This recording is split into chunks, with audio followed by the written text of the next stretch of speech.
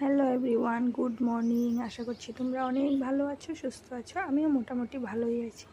তো দেখো, আমি তো এখানে সকালবেলা কিন্তু ছেলেকে স্কুলে খাইয়ে টাইয়ে পাঠিয়ে দিয়েছি।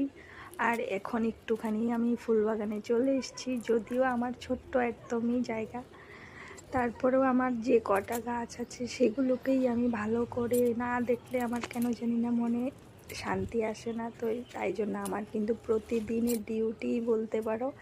আর মনের শান্তি মানে এই গাছগুলোকে আমি সকালবেলা তো ভালোভাবে দেখতে পারি না, তবে ছেলেকে পাঠিয়ে দিয়ে এরপরে এসে ভালো করে দেখে নিই কোন গাছে কোন ফুল ফুটেছে। আর আমার এই গাছ ভরা ফুল দেখতে এতটা যে ভালো লাগে কি বলবো তোমাদেরকে।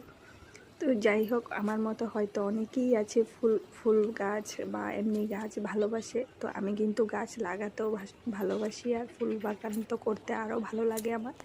তো এইখানে যতগুলো গাছে আছে সবগুলোই কিন্তু আমার হাতের লাগানো গাছ। নার্সারির থেকে এনে এনে বা বাবার বাড়ির থেকে এনে এনে অনেক কিছু অনেক লাগিয়েছি। তো এখানে দেখো বেলি গাছটা আর কি, বেলি গাছটাতে এতটা ফুল হয়েছে কি বলবো। আর এটার গন্ধে মানে আমার উঠোনে গেলেই এত সুন্দর একটা স্মেল বেরোয়। তারপরে কিন্তু গাছটাতে অনেক ফুল হয় জানো তো। আর ঠাকুর ঘরে যখন ফুলগুলো দিই না, ঠাকুর ঘরটাও পুরো গন্ধ হয়ে যায়। তো এক এক করে আমি কিন্তু তোমাদেরকে সব ফুলগুলো দেখিয়ে দিচ্ছি। এই ঘণ্টা ফুল গাছটা সেদিনের বৃষ্টিতে একটুখানি ঝুঁকে গেছে, তাই জন্য আমি এটাকে রশি দিয়ে বেঁধে দিলাম। আর বাঁধার মতো তেমন কিছুই নেই, মানে ওয়ালের লগে যেহেতু লাগিয়েছি, তো এমনি রশি দিয়ে একটা এই যে ওয়ালের মধ্যে যে রডগুলো থাকে সেই রডের মধ্যে বেঁধে দিলাম। আর এটা হচ্ছে টগর ফুল। এইটাও কিন্তু এই কয়দিনে পুরো গাছটা ভরে গেছে একদম, দেখো সাদা হয় ফুলটা। এটার থেকেও কিন্তু হালকা হালকা একটা মানে গন্ধ বের হয়।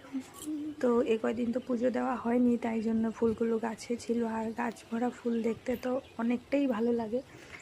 তো আমি এগুলো কিন্তু প্রায় সময় তোমাদের সাথে শেয়ার করি, আজকে আবারও শেয়ার করছি। আর ওয়েদারটার তো কোনো কথাই হবে না, যদিও ঝলমলে রোদ উঠেছে। আর এই ওয়েদার কিন্তু দেখতে ভালো লাগে, হয়তো গরম লাগে কিন্তু